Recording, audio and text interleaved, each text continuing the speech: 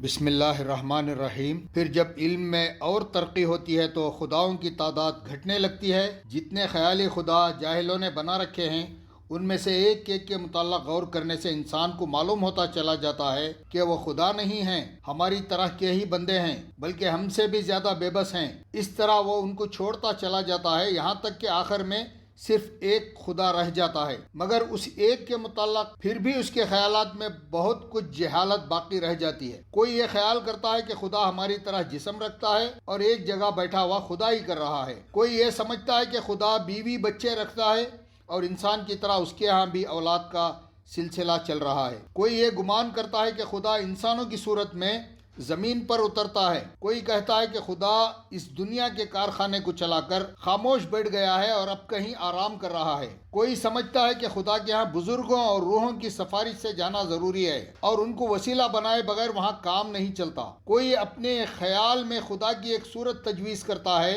اور عبادت کے لیے اس صورت کو سامنے رکھنا ضروری سمجھتا ہے۔ اس طرح کی بہت سی غلط فہمیاں توحید کا اعتقاد رکھنے کے باوجود انسان کے ذہن میں باقی رہ جاتی ہیں، جن کے سبب سے وہ شرک یا کفر میں مبتلا ہوتا ہے، اور یہ سب جہالت کا نتیجہ ہے۔ سب سے اوپر لا الہ الا اللہ کا درجہ ہے۔ یہ وہ علم ہے جو خود اللہ نے ہر زمانے میں اپنے نبیوں کے ذریعے سے انسان کے پاس بھیجا ہے۔